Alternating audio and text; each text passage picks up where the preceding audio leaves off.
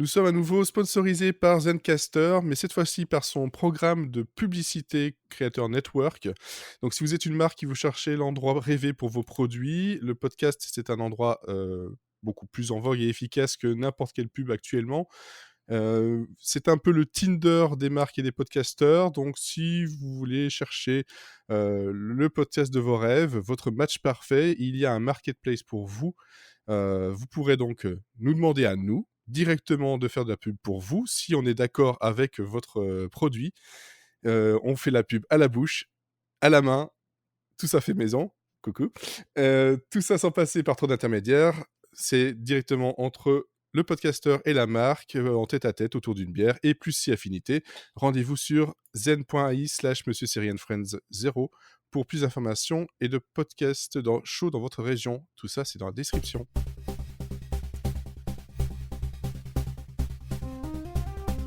Et on démarre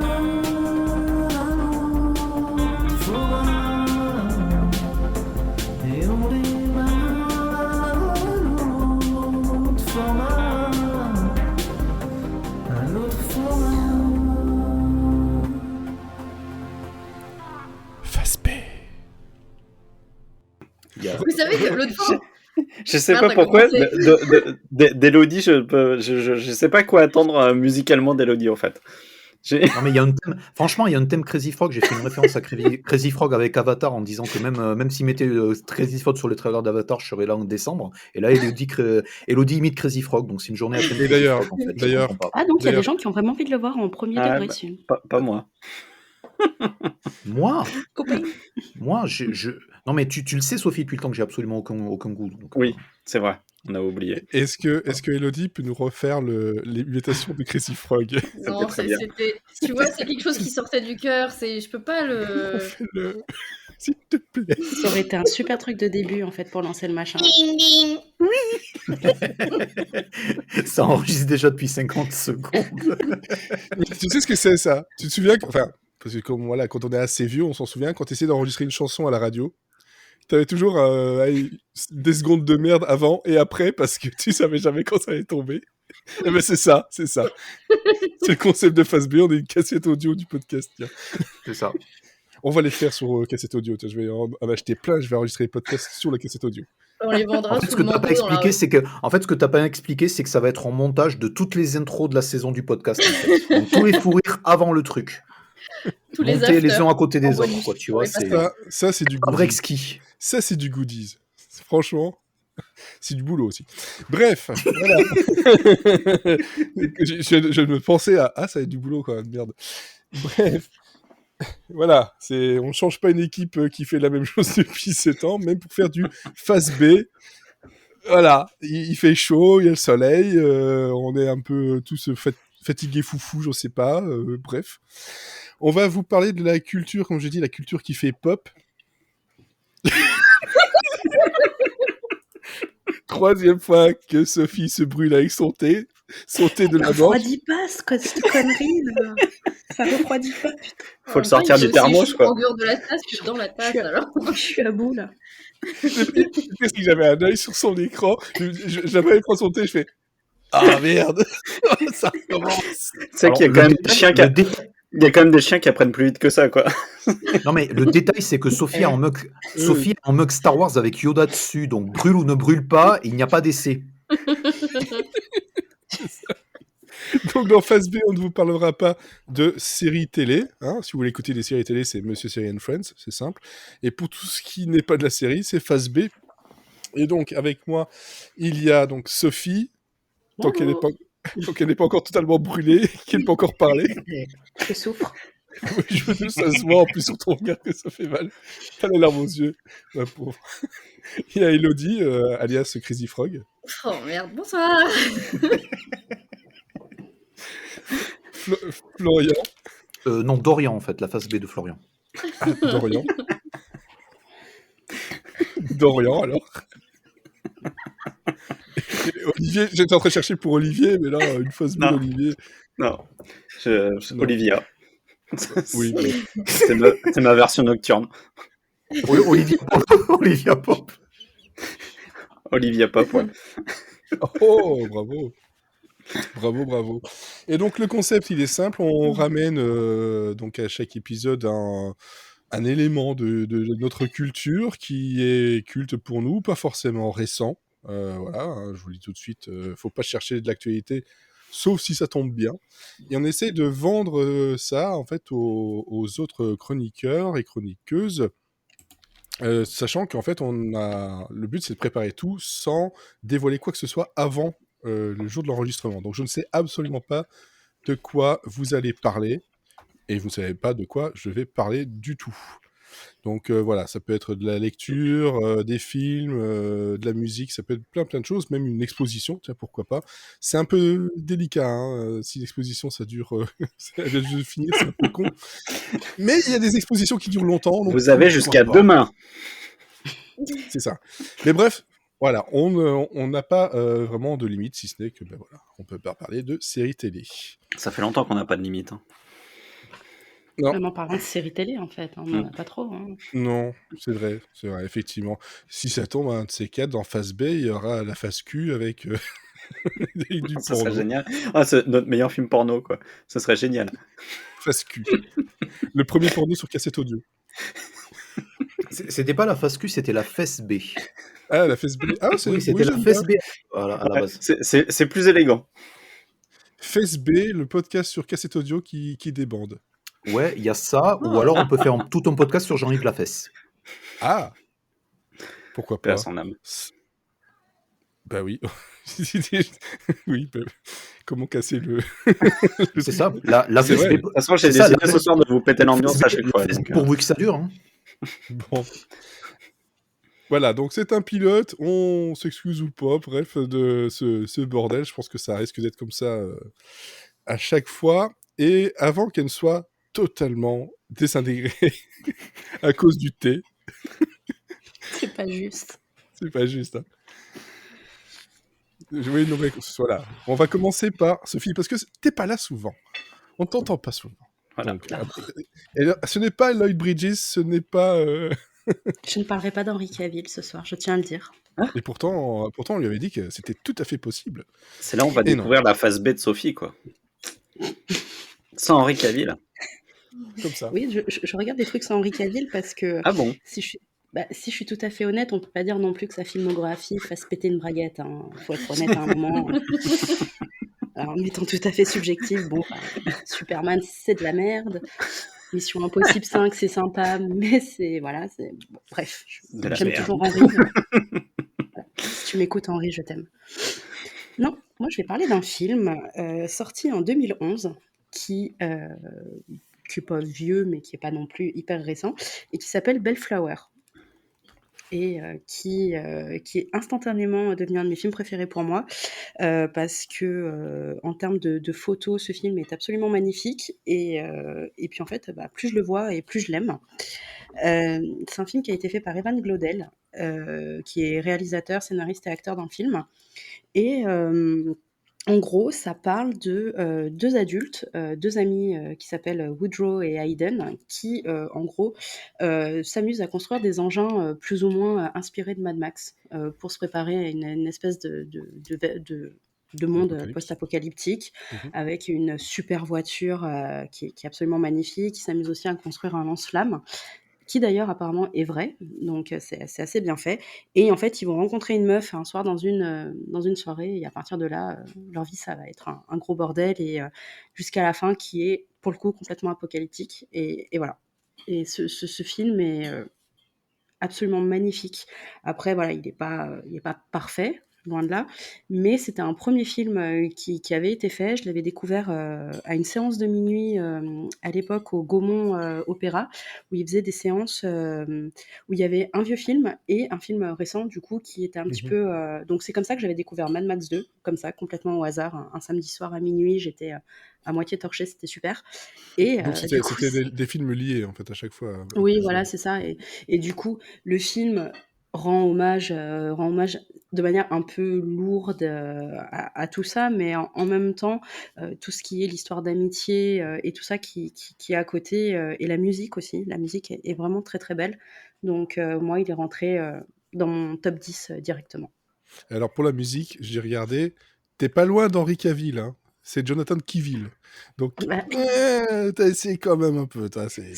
sans le vouloir, je reste toujours proche d'Henri. C'est de ça dont tu parlais, que c'était quelque chose de très connu déjà, que... Non. Ah, ok, parce que je dis, moi, là, je me sentais un peu genre, je sais pas du tout de quoi tu parles. Moi, si, Non, malheureusement. Ah, Pardon. Non, j'ai dit moi. Pardon. Non, j'ai dit moi, Ah. si, je sais de quoi tu parles, en fait. Oui, non, c'est le malheureusement bah, d'après c'est ça. qui me... Je crois qu'il y a un gros clash là. Je compte les Ça com- points. Elle commence bien, Phase B, dis donc. Enfin, c'est le truc avec la confession, c'est que j'ai vu le film également. Mhm. Je craignais que ça soit un autre, enfin que ça soit le même film, et en fait c'est le même film, et je l'ai vu dans un cinéma parisien aussi en 2012, et malheureusement je suis sorti à la moitié, et j'aime pas du tout le film. Voilà, désolé Sophie. Mon cœur est brisé, je m'en vais, bonne soirée. Allez. Je vais aller Moi aussi. m'anesthésier la Au langue revoir. qui est complètement brûlée. Voilà. Et donc, par Non, contre, mais après, c'est- je peux comprendre qu'on n'aime pas parce que c'est pas. Voilà, tous les gens à qui je l'ai montré, en fait, personne n'a aimé. Donc, moi, je l'ai vu quand même. Ah. Je l'ai vu 5 fois au ciné. Tu pour dire, me rassures énormément. vraiment, il là. m'a. Non, mais je pense que je dois être une des rares personnes. Ouais, bah, ça, c'est J'ai l'effet dû un faire peu la moitié Napoléon du Dynamite. budget. Toi, Napoléon Dynamite, moi, j'adorais parce que c'est un truc, c'est un ovni. Et... C'est le truc celui avec que j'ai le mec montré. qui a une tête bizarre, c'est ça? C'est Bon, ça. ils ont tous un peu des têtes bizarres. Faut bien l'avouer. Mais moi, j'ai adoré, j'ai vraiment kiffé ce truc-là. Et je pourrais le montrer à n'importe qui. Je suis sûr qu'il y a 95% de chances que ça passera pas. Bah, en fait, moi, ce que les gens ont beaucoup reproché au film quand je leur ai montré, c'était, ils me disaient, on dirait un Amélie Poulain sous acide parce que tout est sépia. Alors, j'ai trouvé ça quand même très dur parce que c'est pas si sépia que ça, c'est quand même Et très je jaune. rejoins mais pas malheureusement tes sépia. potes. C'est ça. Enfin, j'aurais qualifié le filtre de filtre jaune pisse, en fait. Et c'est le seul truc dont je me souviens du film. C'est le Désolé, même que Sophie. Breaking Bad ou Non. En fait, c'est comme si Soderbergh en fait avait été au WC pendant qu'il filmait Trafic. Voilà.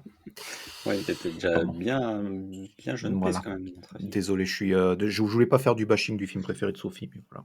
On est C'est là. pas mon film préféré. Si j'avais parlé de mon film préféré, on serait parti en 1924, donc je le garde pour la prochaine Non, fois. mais t'avais dit que c'était dans le top 10 en fait. C'est pour Mais ça ouais, que ça me met tellement ouais, mal à non, l'aise. parce que, mais moi, il m'a. Non, c'est pas grave. En même je temps, c'est moins vais jaune chier que allègrement sur ce dont tu vas parler, mais.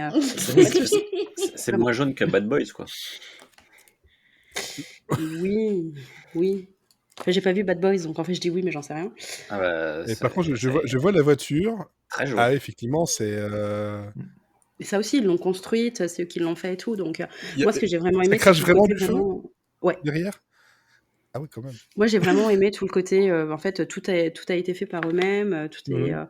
Et moi, pour le coup, je trouvais ça à l'époque, je trouvais ça très beau. Enfin, même encore maintenant, en fait, enfin, ça fait longtemps que j'ai pas vu le film, mais je l'aime. Voilà, moi, c'est un film qui m'a beaucoup touchée par rapport à son histoire et par rapport à tout ça. Et c'était ces double séance couplée avec Mad Max 2 en fait. Ouais, c'était D'accord. ou le premier, je sais plus. Non, c'était Mad Max 2 parce qu'il parle de Mad Max 2 dans le film. Ouais. Et c'était au Gaumont Opéra à l'époque où il le faisait. Mais Ouais. Non, mais c'est parce que du coup, quand j'ai vu le film, j'avais pas encore vu Mad Max 2 en fait, ni le premier Mad Max non plus. Donc aussi, c'est peut-être avec le jeu de télescopage que tu vois. En soirée thématique, peut-être ça serait mieux passé, quoi, tu vois. Mais là, c'était. Je me souviens, en plus, c'était un des seuls cinémas de Paris, genre à côté de Saint-Lazare, dans lequel je suis quasiment jamais retourné, tu vois. Et Mais après, ils l'ont passé dans le je me rappelle plus comment il s'appelle ce ciné, mais dans le ciné dans le Marais après. Donc, le Luminor. Ouais, non, alors Luminor Hôtel de Ville, c'est un truc, ça serait soit l'Archipel, soit le Brady. Non, c'était au Luminor. C'était au Luminor, Oui, Hôtel de il Ville. s'appelait pas ouais. Luminor Ouais. Hôtel de Ville. Hein. Oui, enfin, c'était dans le Marais, quoi. Ok. Je me rappelle, il avait un autre nom à l'époque, mais ouais, c'était là. Ok. Alors, j'étais en train de regarder si on pouvait le voir facilement sur un service de streaming. Il est sur Mubi. Sur quoi? Mubi. Mubi. M-U-B-I. Voilà, qui est encore un... Là, c'est vraiment du film indépendant en général, Mubi. Et je sais plus combien ça coûte par mois. Pas cher, ça coûte, genre, il y a un abonnement à l'année, mais je crois que ça doit coûter 7 € par an, par mois, un truc comme ça. C'est pas cher du tout. Donc ça, sinon, c'est DVD Blu-ray de toute façon. Sinon, Ça, j'ai vu. en France, il est sur Prime Video, mais c'est avec l'abonnement premium. D'accord. Ah, où tu payes par-dessus en plus? Ouais, c'est ça, ouais. Donc, Ok, bah ça, j'ai pas. Moi, j'ai regardé sur Just Watch Belgique, forcément. Ouais. Et donc, ouais. Et le truc premier comme ça avec Amazon, on n'a pas ça en Belgique. Il n'y a pas de frais supplémentaires. Mais je pense qu'en fait, Olivier, le truc avec si tu es sur Just Watch France, en fait, Just Watch France, on va y arriver, c'est que ce truc-là, je pense que ça doit correspondre à Mubi, en fait. Parce que c'est un Prime Channel, donc à mon avis, ils doivent Oui, un lien. incorporer les deux, tu vois. Donc ça doit être Ouais. que sur Mubi. Et ce gars-là, Evan Glodel, il a rien fait depuis. Il est... Il a Moi, je refait regarde. il a refait quelques trucs, mais c'est c'est très confidentiel, quoi. Il a Ouais, vraiment, il est pour vraiment le dans coup, c'est vraiment l'indépendance, quoi. Bellflower qui a été. Ouais, Bellflower, il est sorti. Il avait été passé à Sundance et tout. Après, il est pas resté des semaines et des semaines au ciné, hein. C'est vraiment, Ouais, c'est c'est pas hyper connu, quoi. pour ceux qui ont suivi les derniers, mon ami Schwarzy, et qui voient à peu près le budget des films, le budget du film là, c'est $17 000. Donc Ah, c'est et c'est tout c'est puis tout il a tout là, sorti de sa poche, quoi. là, Quasi. je suis sur la même route sur mon court métrage, quoi. Son- Je vais bientôt y arriver aussi. Donc Et apparemment, donc après, je sais pas ce que je regarde un peu niveau la BO. La BO, en tout cas celle qui est sur Spotify, c'est que du Jonathan Kiville. Mais est-ce qu'il y a des morceaux connus en plus ou c'est vraiment Il que y de la a, compo il y a du Ratatat aussi, pour les gens qui connaissent. Mhm. D'accord. Je me rappelle plus quel titre exactement. C'est Oui, sur mais c'est juste leur pour avoir des 3e noms un EP, je peu. crois. Ok. Mais voilà, c'est même là, je suis même pas sûre qu'en fait ils avaient vraiment les moyens d'avoir plus, quoi. Mais c'est Bon, bah, je même vois la pas. 17 musique 000. est. Ouais, voilà. Donc je pense que les 17 000, il y a dû au moins 10 000 qui sont partis chez Ratatat, quoi, pour les Et utiliser. voilà. Et en Blu-ray, pour l'instant, en import, ça coûte moins de 10 €, donc 9 €. Mais je crois qu'il a en occasion, enfin Bellflower, le DVD, il est sorti en France, hein, donc il peut être Oui, je dispo en l'ai. occasion pour pas cher. Ouais. Ouais, bah, je vois qu'il y a des DVD qui sont à 6 €, tout ça, donc il y a moyen de le trouver quand même pas très cher, effectivement. Puis bon, sur Mubi ou Prime, voilà, ça c'est. En tout cas, moi, voilà, je vois que sur Mubi, j'ai 7 jours gratuits, parce que j'ai jamais essayé le service. Bah, pourquoi pas? Je tenterais bien. J'aime bien l'idée, en fait, justement, de cette. C'est pas un road trip, mais voilà, une histoire de potes avec un délire un peu Be Kind Rewind sur le côté où on fait tout nous-mêmes. Mais bon, sans le gondry derrière. Parce ouais. que je vois les yeux de Dorian se lever. Ah, j'étais pas par rapport à ça. Hein. Ah, Non, ok, mais d'accord. En fait, Florian, il a pas aimé le film, mais Dorian, il adore. Ouais, je vais Dor- tester. Ne me lance pas sur ce. Dorian est très très fan de Bellflower. Mais Mais en moi, même temps, je vais tester de mais toute façon. Dorian a des sourcils qui sont plus proéminents qu'en fait que Florian. Tu Ouais. vois, D'accord, je pense que c'est ça ça. doit être ça. Et alors, petite question, tiens, rigolote. Bellflower, parce qu'apparemment, c'est le nom de la ville, parce que c'est une ville aux États-Unis, Bellflower. Et donc, je suppose que ça se passe là-bas. Oui, c'est fin fond de la Californie, je crois. Parce Vers Los qu'en fait, Angeles, même. il y a une traduction, en fait, à Bellflower. C'est Campanule. Mais quand tu regardes sur Google, que tu tapes Bellflower et qu'il te propose donc le film et puis après tout un tas de choses, sur les recherches associées, tu as Campanule, Anémone, l'actrice. Puis après, tu as d'autres plantes. En fait, tu que des fleurs. Et au milieu, tu as Anémone, l'actrice. Il est une belle aussi. Non, mais tu vois, en fait, Google, il réfléchit comme nous, quoi, tu vois. Nous, on part d'un point A, et puis en fait, au gré de nos réflexions, on finit à un point B qui a rien à voir. Et bah, Google, Ah ouais, il fait pareil. Ça En tout cas, je s'appelle suis quasiment sûre de ne pas avoir vu Anémone dans le film. Ça, Ah ouais. C'est le jeu du Wikipédia, ça, tu vois, de partir d'un point A pour aller à un point B absolument impossible. Mm. Voilà, le jeu du Wikipédia. Ok, bah, très bien. Donc Bellflower, un film donc voilà que tu conseilles, même si tu sais très bien que ça risque d'être polarisant, on va dire. De diviser, tout à fait. Voilà. Ok, très Comme bien. Henri divise, en fin de compte. Hein. Ouais, c'est ça. T'aimes bien les gens qui divisent, qui clivent. Comme j'aime Glenn, en fin de compte. Voilà. Voilà. On y revient. Ouais, hop, la Top Chef, c'est pas. Ça Je manquait. parlerai pas de Top Chef ce soir. Ça manquait. En parlant de Top Chef, ça fait faire un lien à Olivier. Ah. Voilà. Ah bah oui. D'accord. Parce que je sais que vous regardez Top Chef, vous parlez de Top Chef, donc voilà. Le lien tout trouvé. D'accord. On est lié par Top Chef. Très bien. Et ben moi, je vais vous parler d'un film qui s'appelle Never Let Me Go. Je fais l'instant promo avec pour tous les gens qui ne verront pas la vidéo. Et ils ont raison. Hein. Et en fait, c'est donc en français, c'est auprès de moi toujours. Donc en fait, pour cette première C'est bizarre, cette recommandation, traduction. ouais, ouais, c'est ça, en clairement. fait, c'est tiré d'un bouquin et c'est le titre du bouquin en français et D'accord. ce titre-là, donc ils l'ont repris pour le Marketing. film. Donc voilà, donc pour cette première recommandation de phase B, je vais un peu plomber l'ambiance, mais je tenais vraiment à parler de ce film parce que c'est un film qui m'a vraiment profondément touché et marqué ces dernières années. Donc il est sorti en 2010. Et en fait, je trouve qu'il est vraiment passé trop inaperçu à mon goût. C'est un film de Mark Romanek. Alors Mark Romanek, c'est un mec à qui on doit seulement 4 films. Dont Photo Obsession avec Robin Williams. Je sais pas si vous l'avez vu, mais Oh, c'est oui. un très bon Ouais. thriller où il joue un mec qui est développeur dans un laboratoire photo et qui en fait va se mettre à stalker une famille qui voit régulièrement sur les photos qu'il développe. Ouais, Et il est flippant dedans. ouais, il est hyper flippant, il est super bon. C'était un bon film, quoi. Et en fait, Romanek, il est surtout connu pour ses clips de. Il a fait beaucoup de clips. Il est très très très très connu dans le monde du clip et notamment de Nine Inch Nails, de Bowie, les Red Hot, Michael Jackson. Enfin, il en a fait il en a fait des Ouais, caisses quand de. même.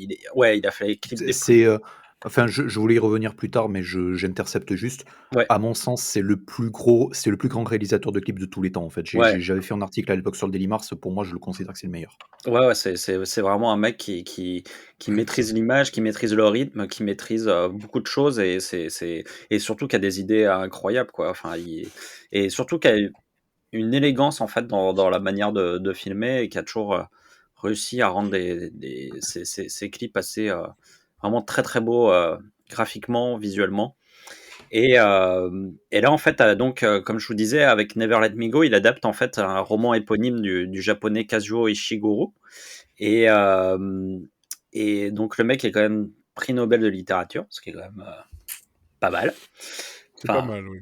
moi, Ça par pèse exemple, sur un CV. ouais, Ouais, c'est ça. j'imagine. Moi, je suis pas prix Nobel de littérature, par exemple. Et en fait, qu'est-ce que c'est que Never Let Me Go? Bah, en fait, c'est une dystopie qui se passe entre les années 60 et les années 90, dans un monde très similaire au nôtre, et dans lequel, en fait, la société fait grandir des enfants clonés jusqu'à l'âge adulte de manière très programmée, afin qu'ils deviennent donneurs d'organes pour le reste de la population. Et donc, c'est une société où tout le monde passe aisément la centaine d'années, parce qu'on vit plus longtemps grâce à ces dons. Sauf que les enfants qui sont élevés et clonés, donc eux, en fait, ils sont programmés à mourir avant 30 ans. Après avoir subi 3-4 ablations d'organes, et en fait, selon leur résistance, en fait, ils arrivent à donner 3, 4, 5 organes, mais ils n'arrivent pas à aller beaucoup plus loin, quoi. Et en fait, ces enfants, ils sont élevés dans un pensionnat à l'écart du reste du monde.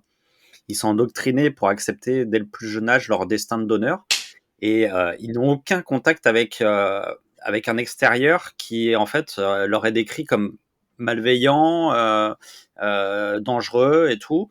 Et le seul contact qu'ils ont en fait avec l'extérieur, c'est un livreur qui vient régulièrement et qui leur vend des objets qui viennent de ce monde extérieur en échange de points qu'ils ont pu glaner pendant leurs exercices en cours ou des choses comme ça.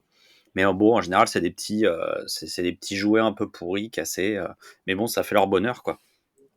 Et donc, au milieu de tous ces enfants, on va suivre un trio composé de Katie, qui est interprétée par Carey Mulligan, Tommy, qui est joué par Andrew Garfield, et Ruth, qui est jouée par Keira Knightley. Et alors, quand j'ai vu en fait le cast, je me suis dit, il y en a au moins une qui va se réveiller et va se dire ah. C'est, bah, Et j'ai je pas sais, vu en je quel- sais- Pas je vous sais- parler. et je sais que non, et je sais que sur Twitter ça va être pareil, c'est qu'en fait il y a voilà, c'est Andrew Garfield, ah oui, je vous écoute.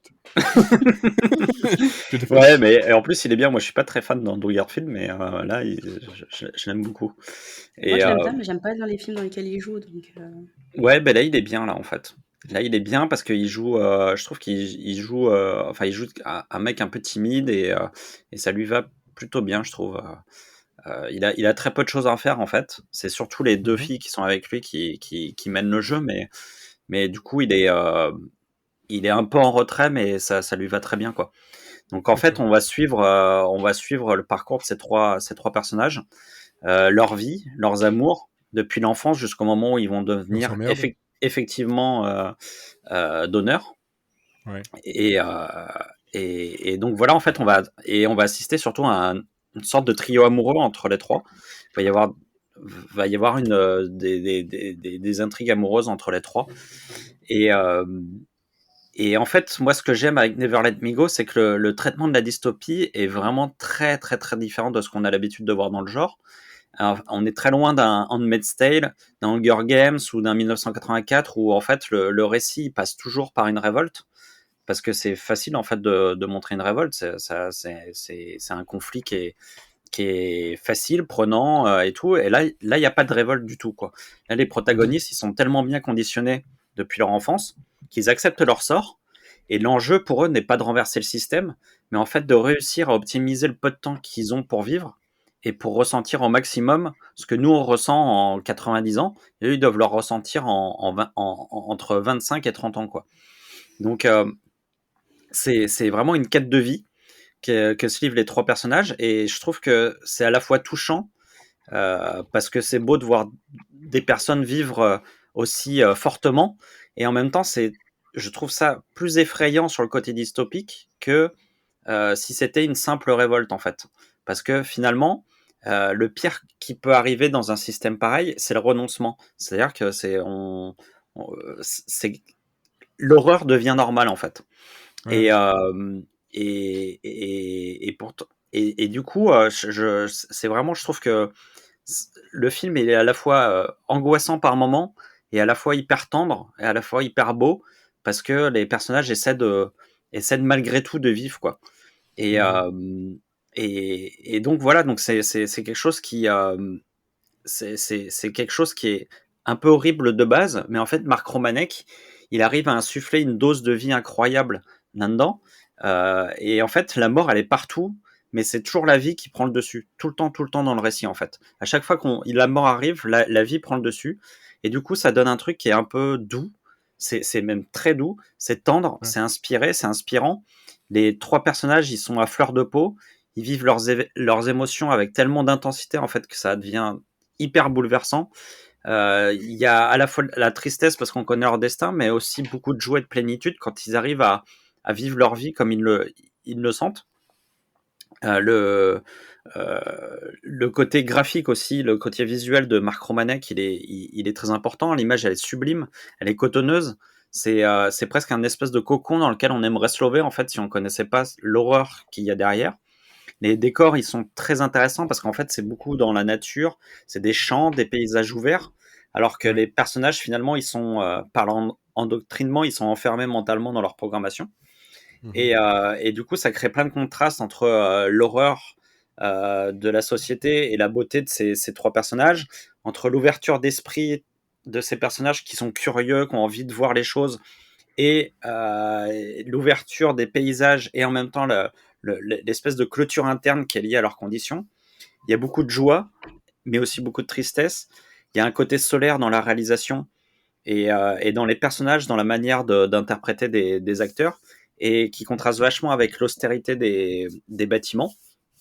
Et voilà, donc ça donne un traitement très doux, très solaire, en fait, pour décrire une société dystopique. Et en fait, ça me plaît vraiment beaucoup parce qu'en fait, ça exacerbe totalement les émotions. Et, Ouais. et comme je le disais tout à l'heure, ça rend vraiment ce système totalitaire bien plus effrayant que si on le traitait via une adversité. Donc en fait, ça Ouais. nous interroge profondément sur ce qu'on est capable d'accepter en fait dans l'évolution de la science pour nous permettre de vivre plus longtemps. Donc et en fait c'est toujours d'actualité parce qu'en fait même si on extrapole à l'écologie et à tout, en fait, on se dit que ouais, très bien, on a augmenté notre espérance de vie, mais en fait, à quel prix en fait? C'est-à-dire que c'est en défonçant la planète, en créant des inégalités dont on préfère faire se détourner. Et en fait, c'est un peu le même sujet, c'est-à-dire que eux, ils arrivent à vivre plus longtemps, mais en tuant des enfants, en fait, des jeunes gens, quoi. Mais bon, c'est accepté dans la société. Et nous, en fait, à une autre échelle, on accepte que la planète se détruise pour qu'on puisse mieux vivre. Donc voilà, Never Let Me Go, c'est vraiment un film qui est vraiment doux. Hein. Tout est doux, tout est lent, tout est tranquille. Il n'y a pas de hausse de voix, il y a pas de. Enfin, c'est vraiment, c'est un film qui est à la fois hyper beau, doux, profond, violent et qui nous fait passer par beaucoup d'émotions. C'est un film que j'aime vraiment, vraiment, vraiment beaucoup. À chaque fois que je le regarde, je suis hyper touché. J'aurais vraiment aimé qu'il soit plus reconnu à sa sortie en salle. Et du coup, dès que j'ai l'occasion, comme aujourd'hui, j'essaie de faire un peu de propagande. Et je vous conseille vraiment d'aller le voir, sachant qu'il est disponible gratuitement si vous avez l'abonnement sur Disney+. C'est ce que j'ai vu, il est disponible sur Disney+. Ouais. Voilà, donc allez le voir, vraiment, c'est autant un bonheur visuel que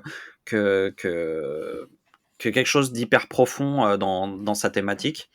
Et je suis sûr que vous allez aimer et que vous allez vous prendre au jeu, quoi. Je vois qu'il y a Charlotte Rampling dans le cast aussi. Ouais, elle joue une Miss Emily.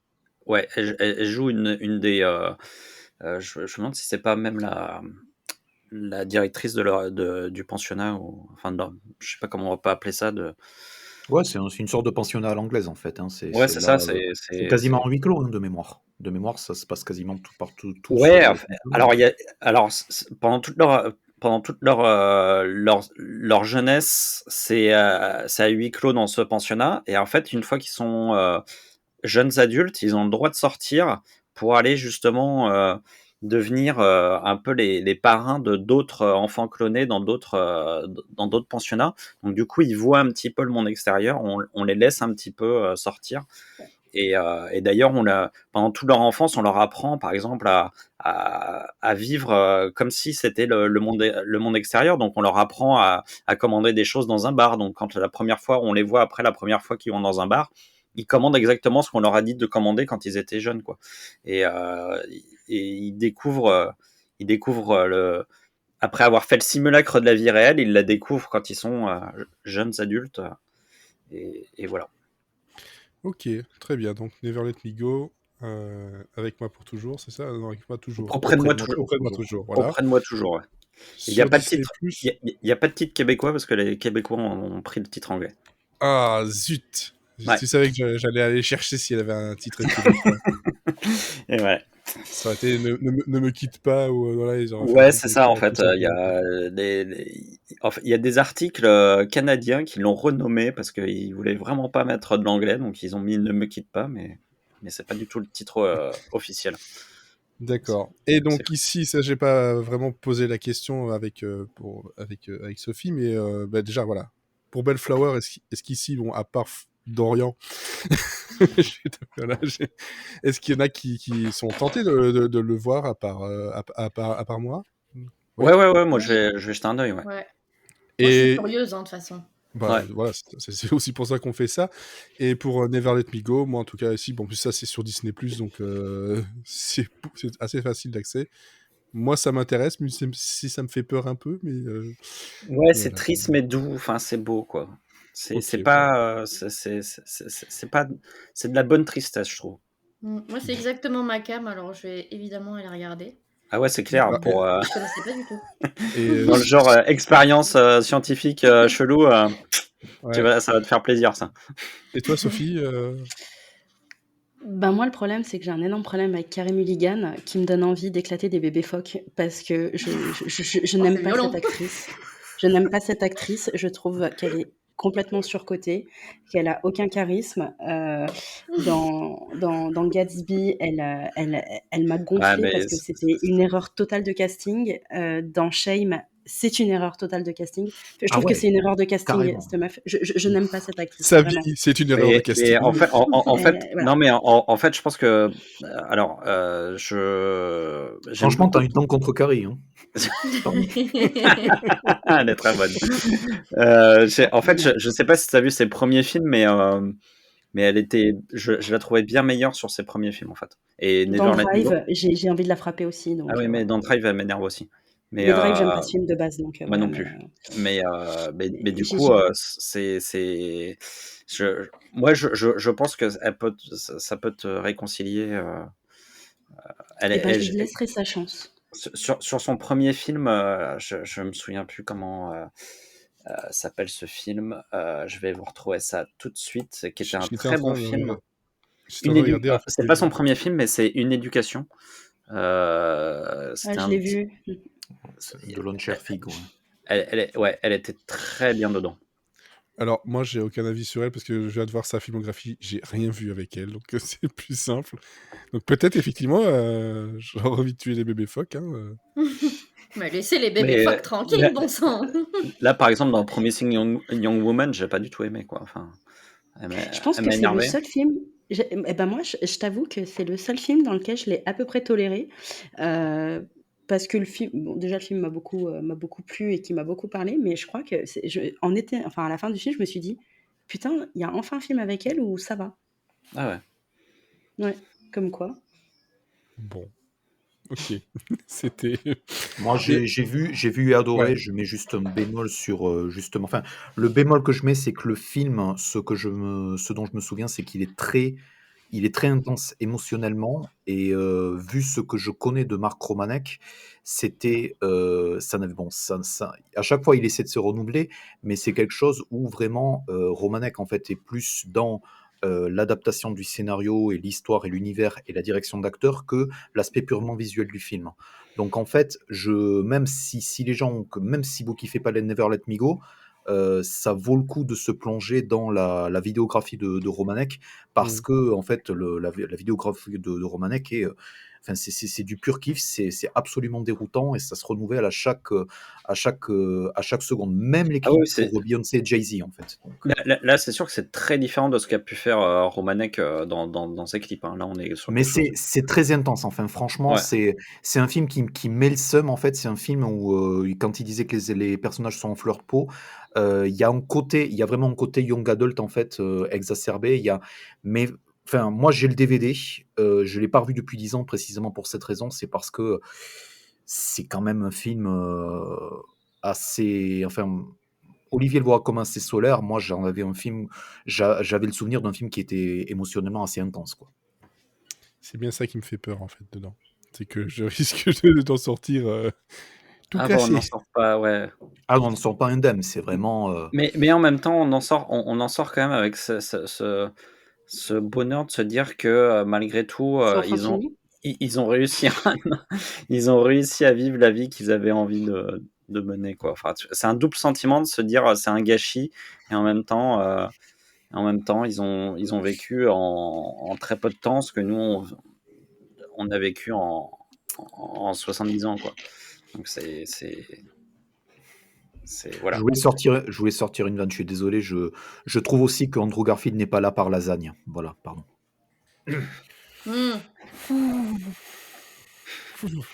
Ah là là. Bref, ok. Quelqu'un nous regarde en vidéo là pour voir la tête atterrée de tout le monde là ou... Faites une photo. Alors.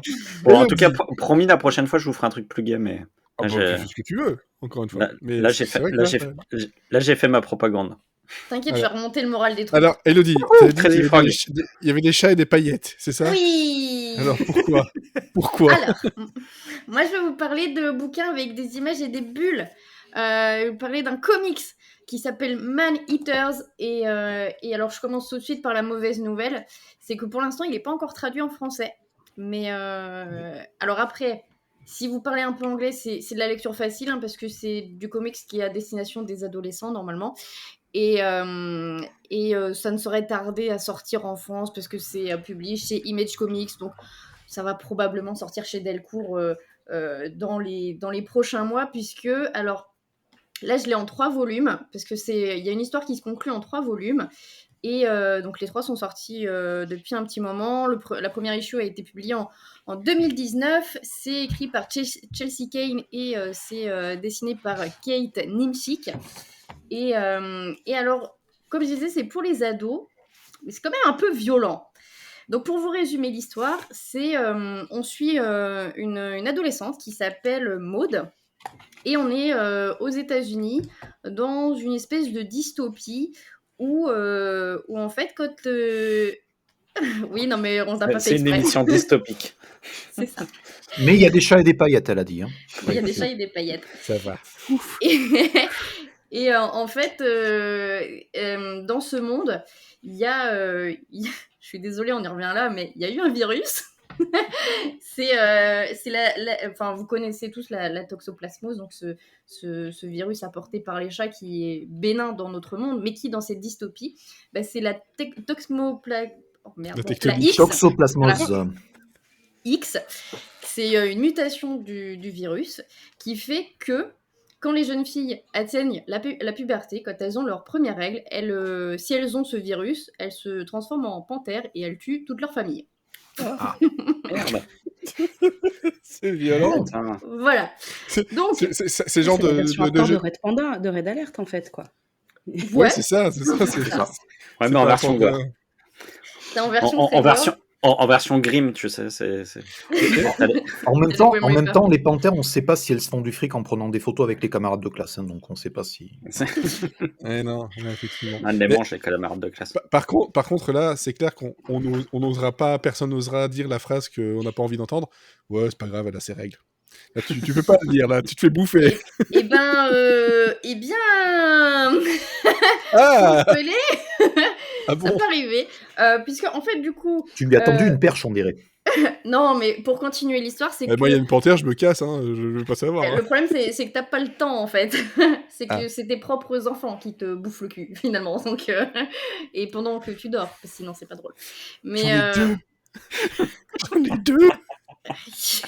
Ben, ils se partagent les restes. Oui. Et donc, au début de cette épidémie, donc le gouvernement doit faire quelque chose pour l'endiguer. Et donc, il décide que, puisque ce virus est déclenché par l'apparition des règles chez les jeunes filles, et faisons en sorte que ces jeunes filles n'aient plus jamais leurs règles. Donc, nous allons diffuser des oestrogènes dans l'eau potable du robinet. Voilà. Non, mais ça va très loin. Et En évidemment... Russie, ça fonctionne peut-être hein, déjà. Ouais. Peut-être, on ne sait pas, c'est un complot. Et donc, évidemment, pour les garçons, parce que les garçons sont l'avenir de notre société, eux, ils ont C'est leur vrai. petit soda oestrogène free, voilà, ils ont tout pour pas avoir comme les filles, parce qu'eux, ils ont des trucs avec de la testostérone dedans, parce que c'est des vrais mâles alpha, tout ça, Ouais. ils vont pas se laisser bouffer par des petits chatons, quoi. Bah ouais. Ou Donc, des bébés phoques. c'est ça. Donc, On les éclate, les nous, on bébés arrive- phoques. Nous, on arrive avec Maud, où elle fête ses 12 ans. Et on arrive quelques années après quand même cette épidémie. Donc normalement, il n'y a plus que quelques cas isolés d'attaque de panthères. Et sauf qu'au moment de ces 12 ans, il y a quelques cas qui ne sont plus du tout isolés. Il y a une recrudescence des attaques de panthères. Et donc, on va avoir à la fois une enquête sur d'où vient... la recrudescence de l'épidémie, et en même temps on va suivre Maud qui du coup développe son engagement féministe et se dit c'est pas normal que les filles soient séparées tout le temps des garçons, qu'elles doivent boire que des trucs avec des oestrogènes dedans, qu'on puisse pas faire les mêmes choses. Et il y a tout un côté vraiment dystopie dégueulasse où en fait vous avez au milieu des issues, vous avez des fausses publicités pour, alors soit des trucs, publicité pour les filles ou publicité pour les garçons. Et à la fin de chaque tome, vous avez comme si vous aviez un magazine. Alors sur le premier volume, c'est le C'est un magazine guide. sur les chats. Voilà, avec votre petit sommaire. Où en fait, on vous explique que, attention, les chats c'est dangereux, mais les filles encore plus. Comment s'en protéger? Et vous avez des trucs, bon je vous montre pas, c'est un peu dégueulasse. Mais J'aime bien le nom parce que je vois sur la fiche, c'est Cat Fight, A Boy's Guide to Dangerous Cats. oui, c'est ça. C'est ça, et ça c'est le deuxième volume. Tu as le magazine pour les petits garçons pour leur apprendre à comment se défendre contre les filles. Et dans le troisième volume, en fait, on vous parle qu'à l'école, on éduque les enfants de comment on doit réagir en cas de... En fait, on leur apprend la délation. C'est-à-dire que si ta petite sœur, elle veut pas boire les trucs pleins d'oestrogène, et ben, il faut la dénoncer. Si tu sais qu'une copine à toi, elle a ses règles, faut la dénoncer. Et donc, tu as tout un manuel à destination des professeurs et des adolescents pour faire des jeux de rôle pour, voilà, de simulation de comment réagir. Donc, il y a tout ce C'est côté dégueulasse. C'est c'est de la quand même, délation. en fait, ouais, c'est quand même, il y a beaucoup d'imagination parce que ça implique en fait que les personnages masculins doivent en avoir quelque chose à foutre que les personnages féminins aient les règles, quoi, tu vois. Ouais, et bah, parce que sinon, ils se font bouffer, en fait. Donc là, ils ont plus le choix. Ouais. Et en fait, tout pousse le bouchon très loin, mais sans devenir forcément ridicule. Ça passe jamais vraiment le cap du dit, bon, là, c'est trop quand même. C'est fait de manière très intelligente. Et en même temps, même si c'est très gore, le tout est raconté avec des personnages ultra mignons, des paillettes, des licornes. Plein de petits cœurs partout. Enfin, il y a un personnage, pour garder le mystère de qui c'est, parce qu'elle veut pas se révéler, bah, pendant tout un volume, elle a un masque de licorne. Et c'est absolument adorable. Et donc, il y a une brigade qui est chargée de traquer les potentiels panthères. Et en fait, cette brigade, elle est composée uniquement de corgis. Voilà. Bien. Oui. Et donc, je vous révèle pas tout, mais c'est que des trucs comme ça. Il y a plein de Parce bonnes que- Tu idées. viens de convaincre 2 des 4 membres de l'équipe, Je là, tu vois. savais. En fait, parce qu'au départ, tu m'avais un peu convaincu. T'as dit, ouais, il y a des chats et des paillettes. Je fais, ah, c'est cool, c'est un truc un peu sympa. Puis c'est parti sur un truc bizarre. Tu me mentis. je me suis senti Ouais, je m'en floué. fous des Et corgis. puis t'as dit qu'il y avait des corgis. Je fais, oh, ça va. Ah bah finalement. Ouais. Non, mais et en fait, il y a toujours ce bon équilibre de le propos est dégueulasse et en même temps, pour passer la pilule, tout est adorable. Regarde tous ces petits corgis. Donc c'est des corgis répressifs, en fait. Mais ils font très mal leur travail parce que c'est des corgis et qui sont mignons. Ah. Ouais, c'est vrai que quand je Donc vois, en ce sens-là, c'est réaliste. quand je vois la mienne, effectivement, je me doute pas qu'il soit un peu con par moment. Elle a cherché Moi, je pendant pense un que quart si d'heure je le me- chat alors qu'il était sorti. Hein, donc, Moi, je pense que si je me fais agresser dans la rue, mon chien va aller faire une fête au mec en lui disant tiens, je te file son portefeuille au passage, quoi. Ouais, non, c'est mais pas faux. c'est Par contre, alors voilà. gentil, mais voilà. Oui, Par contre, il faut que tu m'expliques un truc, c'est parce qu'en cherchant un peu à quoi ça ressemblait niveau dessin, ouais. pourquoi il y a Tom Selleck et Don Johnson? Alors, il y a aussi Trump à un moment donné. Mais non, mais en plus, c'est ultra... Enfin, il y a plein de références dedans. Ouais. Et du coup, c'est plein de private jokes. Enfin, c'est pour ça que c'est pas aussi que pour les ados. C'est pour ça que tu prends aussi un grand plaisir à le lire. C'est que c'est ultra drôle, quoi. D'accord. En même temps, faut bien un peu édulcorer le propos. Mais c'est plein de références à la con. Et j'aime beaucoup. Et si on veut pousser un peu le truc, alors du coup, je suis contente parce que alors, au bout des 3 TPB, l'histoire se termine. On sait ce qui se passe, tout ça. Mais ils ont sorti une suite, et ça, je le savais pas, donc je l'ai appris En en préparant février. pour ce soir. Ouais. Et du coup, alors c'est le tome 4, mais ça reprend... Enfin, on peut s'arrêter au tome 3 si on veut. Mais du coup, ça s'appelle Man-Eaters the Cursed. Et donc, on revient quelques années plus tard. Donc, Maud, la personnage principale, revient dans comment ça s'appelle, le camp de vacances où elle allait quand elle était jeune. Et donc, on a une nouvelle enquête, tout ça. Donc, bah, elle est déjà dans mon panier Amazon. Voilà. Mais D'accord. voilà, je vous le recommande, c'est hyper bien. Alors, le seul défaut, oui, c'est que pour l'instant, c'est pas traduit en français. Non. Et par contre, je vois que le premier tome, ça coûte 9 € et quelques. Voilà. 9,66 €, je viens de le commander. Voilà. Mais, moi, il est glissé dans ma liste d'envie. Et par contre, les 2 suivants sont à 16,59 €. Ouais, et encore le premier, on peut arriver assez facilement à le trouver d'occasion. Les 2 autres, j'ai dû les acheter neufs parce que je les ai pas trouvés. Oh, il est sur C'est Kindle. plein de paillettes. Bah ouais, c'est plein de paillettes, c'est rose, c'est plein de paillettes, c'est sympa. Donc ça s'appelle Man-Eaters. Oui, il faut bien le mettre en 2 mots parce qu'en un mot, vous allez tomber sur le film avec les requins qui mangent des gens. Ou la Il y a un chanson, jeu ou le aussi. tube avec Nelly Furtado. Ou le tube d'Harry Hall et Oates. Hein, mais... C'est ça. Oui, tu disais, Sophie? J'ai trouvé un jeu aussi avec des requins Oui, qui oui, mangeaient ouais. des gens. Ah non, mais il est très cool celui-là. Oui. Alors, juste petit aparté, Man-Eaters, le jeu qui était sur le Game Pass il n'y a pas encore très longtemps.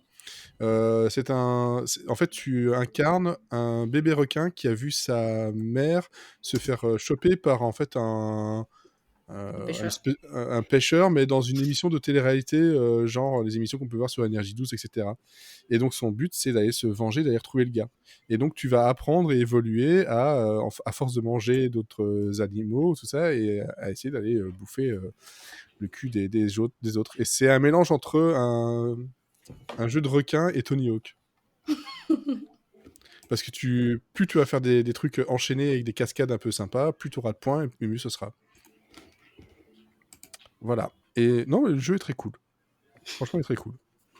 Il est que sur Xbox en fait, c'est pour. PC, Xbox, PlayStation, et je pense que c'est tout. Il n'est pas sur Switch, Man Eaters.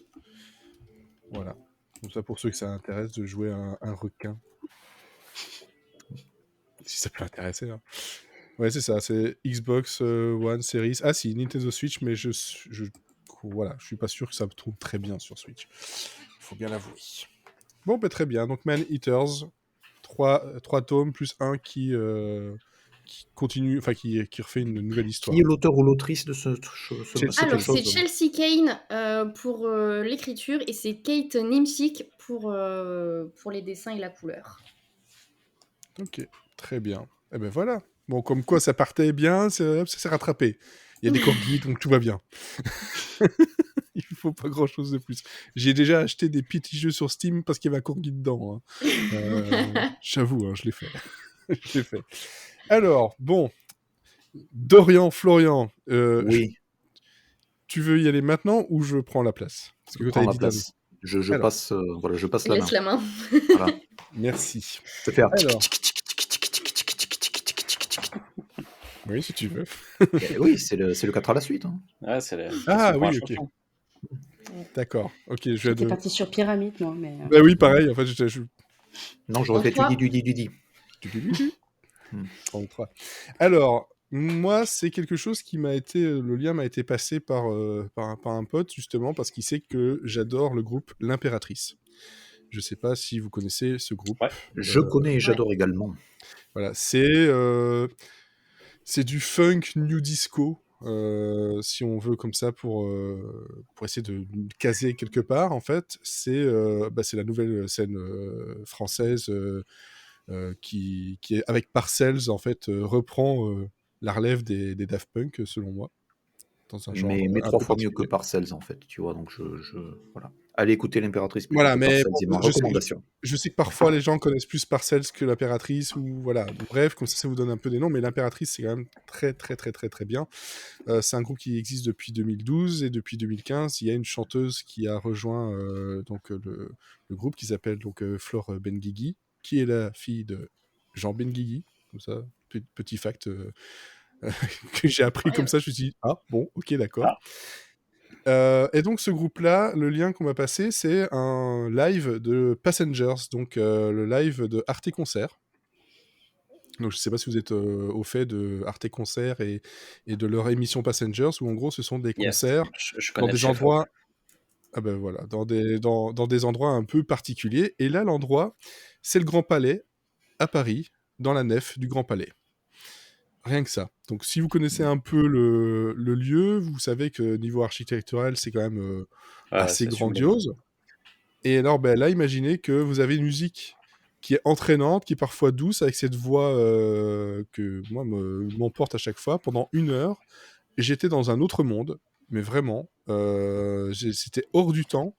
Et des morceaux que je connaissais par cœur, qui étaient un peu différents, parce que c'était du live quand même, filmé, mise en scène de façon très très simple et très sobre, mais avec des images et des plans Ouais, c'est magnifique.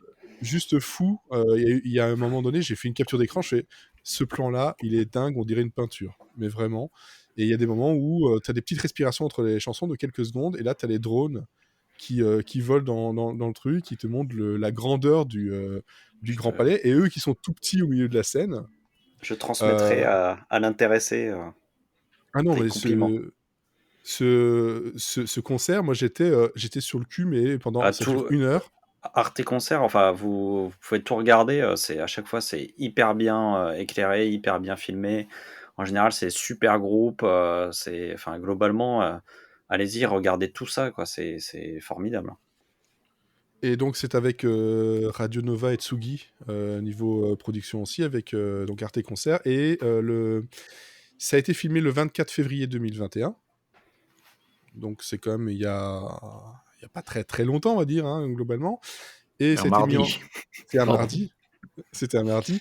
Ça a été mis en ligne le 30 mars 2021 et ça devait durer que Un mercredi. pendant 1 an, en fait.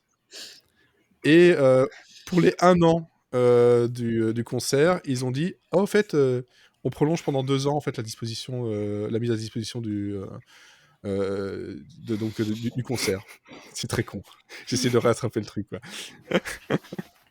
Non, par contre, le seul truc que je dirais, et ça c'est plus un point technique, pourquoi c'est bloqué en 720p? Ah ouais, tiens, bizarre. Les images sont tellement quali. Putain, oui. Il y en a 2 qui sont partis en fou rire. Ça va pas du tout. Ça va plus du tout.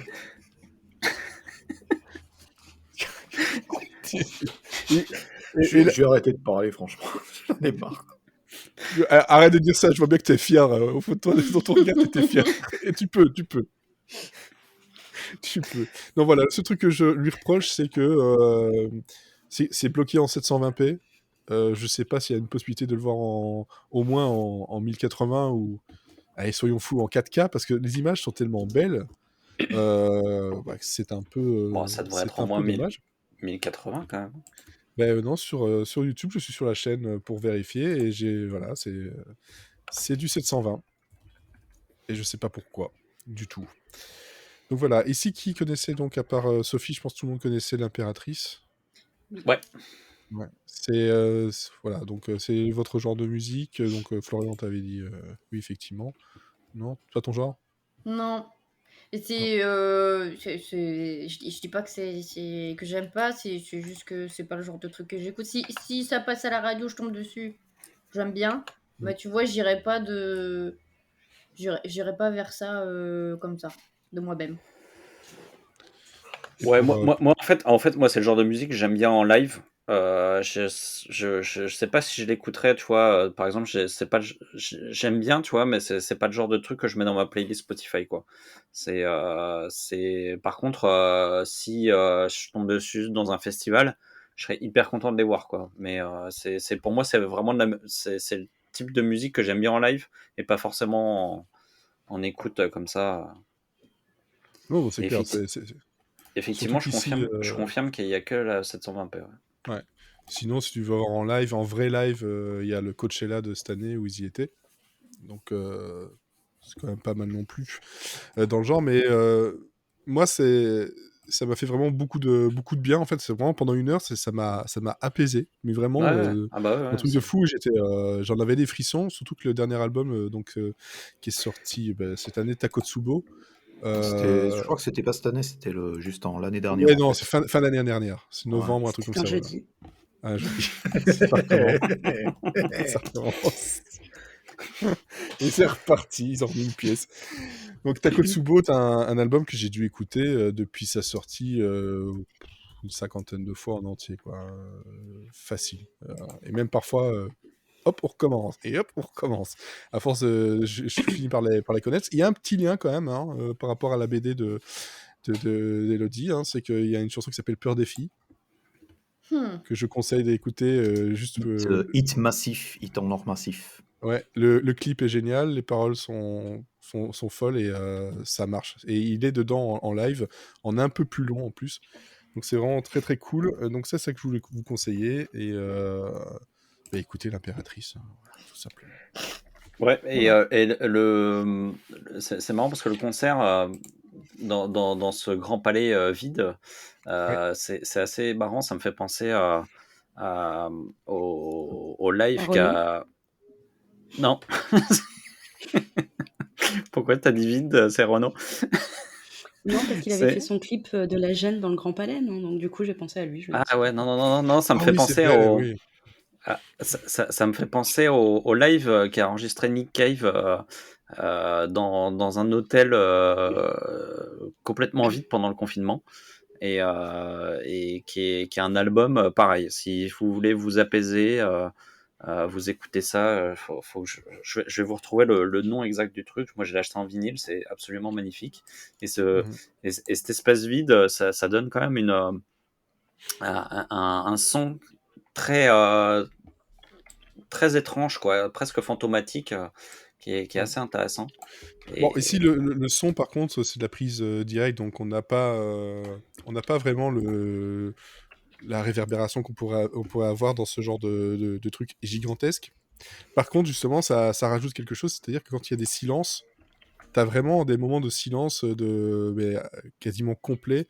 Et la lumière, ils ont eu de la chance, la lumière, le jour du tournage était vraiment dingue, ça donne vraiment un truc...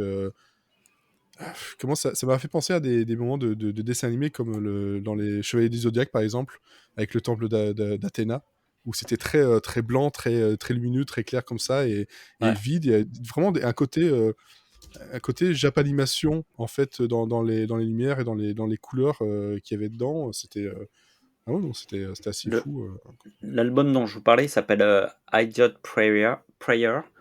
Et Ouais. c'était un live dans un hôtel qui s'appelle l'Alexandra Palace. Et Mm. le truc était vide, puisque tout le monde était en confinement. Et donc, il joue dans Ok. une grande salle vide. Et pareil, il y a un côté très apaisant, très planant, Bah bon, et déjà hyper Nick beau, Cave quoi. de base. Ouais. Ouais. Voilà, donc ça se trouve sur YouTube, sur la chaîne de Arte Concert. Vous tapez voilà, l'Impératrice Passengers et vous l'aurez de toute façon dès le départ. Et c'est 1 heure, c'est chapitré et c'est vraiment, vraiment très très cool. Voilà. Donc, par contre là, mon cher Dorian Florian, tu vas pas Oui. Ouais. pouvoir y Va couper. falloir y passer là C'est à maintenant. toi maintenant. Ouais, ben voilà, hein, faut y passer. En fait, j'ai changé juste à la dernière minute le sujet parce que j'avais un peu annoncé de quoi j'allais parler et en fait, je Ouais. me suis rendu compte que ça va être très compliqué de vous convaincre d'écouter du rap. Donc, Non, moi j'aime bien. j'ai décidé de faire quelque chose qui est un tout petit peu différent et je À vais part pour partir. Sophie, tu pourras peut-être nous convaincre nous, mais Sophie va dire non. Moi je suis Nah. déjà convaincu, Non, moi. Non, mais t'as pas aimé mon film, alors non. voilà, c'est ça. Non, mais je pense que ça va être Sans ça, mais chance. voilà. Quel que soit le truc que tu vas dire, elle va dire non de toute façon. Donc. Non. Non, mais c'est ça, c'est Sophie une cause perdue. Non, mais ça va être pire que ça. En fait, Non, je mais suis parti de quelque chose qui pourrait plus intéresser le podcast, c'est-à-dire une chanson totalement spectaculaire autour des pâtes, autour des macaronis. Ah, Voilà. Donc j'ai voilà. Et faim. donc c'est ça. Et donc je suis parti. Chef, Galen, tout Je ça, me suis on y dit, revient. bon tiens, je veux parler de quelque chose de génial, mais je ne sais pas comment convaincre l'équipe de faire. Donc on va parler de macaroni de Gary Bartz. Voilà. Alors, je ne vais pas parler de Gary Bartz en soi-même, je vais parler des producteurs qui sont des gros génies de la alors, soul, il y a Maria, Panzani. voilà, de la soul et du funk, qui s'appellent les frères Mizel. Alors, et la raison pour laquelle je dis que c'est quelque chose de totalement spectaculaire, c'est que les paroles de Macaroni, en fait, c'est comme la Macarena, en fait, ça n'a absolument aucun sens, et c'est juste mis comme ça pour faire joli. Et en fait, il n'y en a pas besoin, puisque le truc est absolument sublime en tant que tel.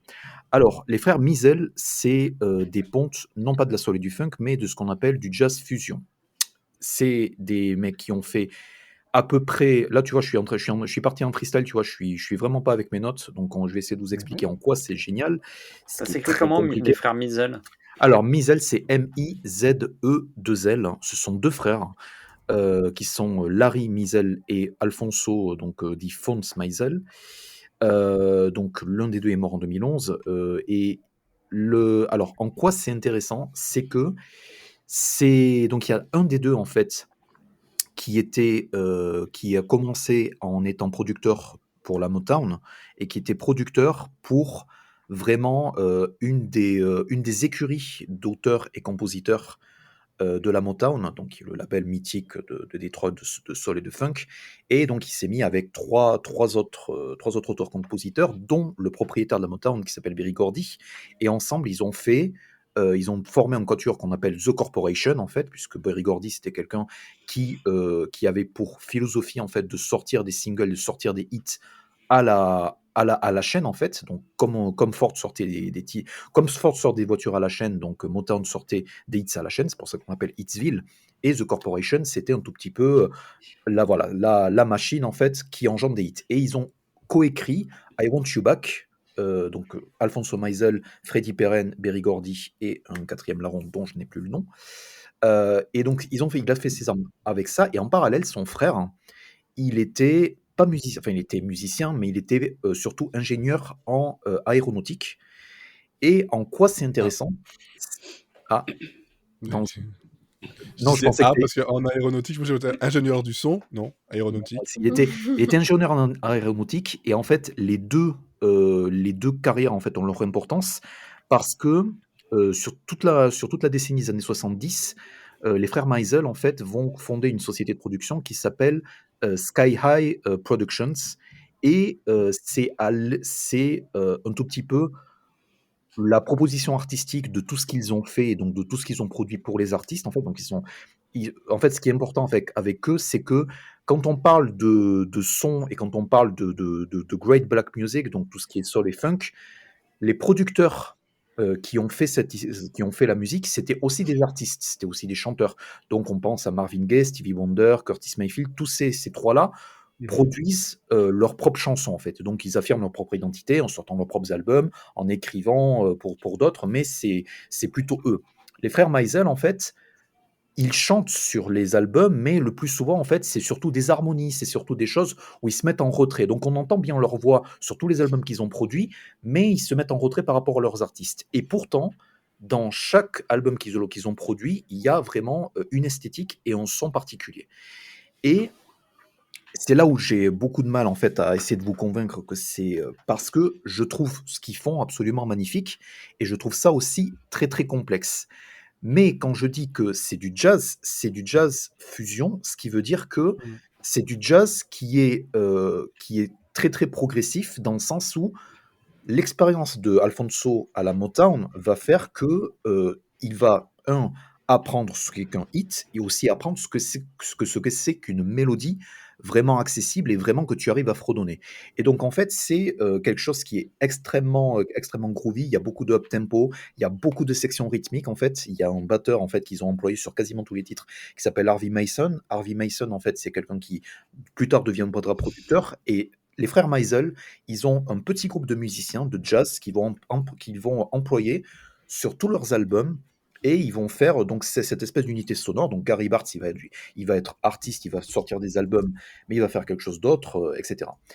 Et les frères Meisel, en fait, ils vont arriver à la proéminence, en fait, avec un label de jazz qui s'appelle Blue Note Records, et ils vont arriver à la proéminence avec quelqu'un, je ne sais pas si lui est allé à eux ou si c'est l'inverse, mais à l'époque, la personne qui va les rendre célèbres, en fait, qui va vraiment les propulser sur le devant de la scène, c'est quelqu'un qui est un jazzman qui a déjà 20 ans de carrière et qui a déjà plus rien produit.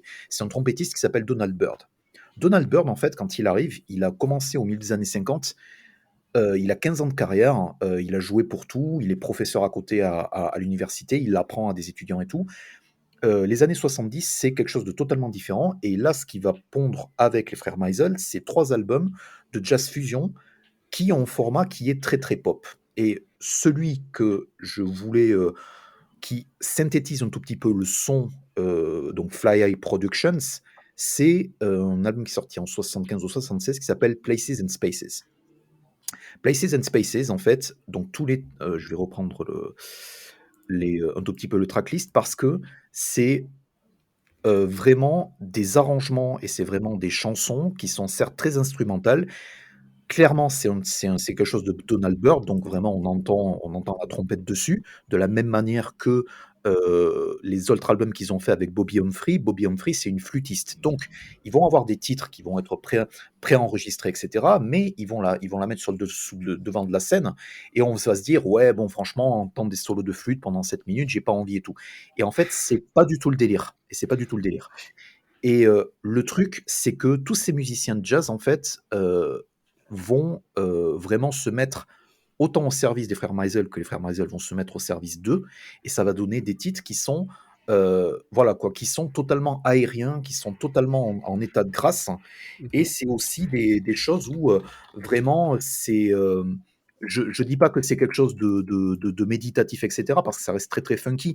Donc par exemple, Ouais. Places and Spaces, tu as des titres comme Night Whistler, donc où en fait l'intro en fait, c'est quelqu'un qui sifflote et cetera. Tu as une reprise de The Temptations qui n'a absolument rien à voir avec l'original, qui même enfonce l'original en fait, parce que c'est un arrangement différent, donc qui s'appelle Just My Imagination.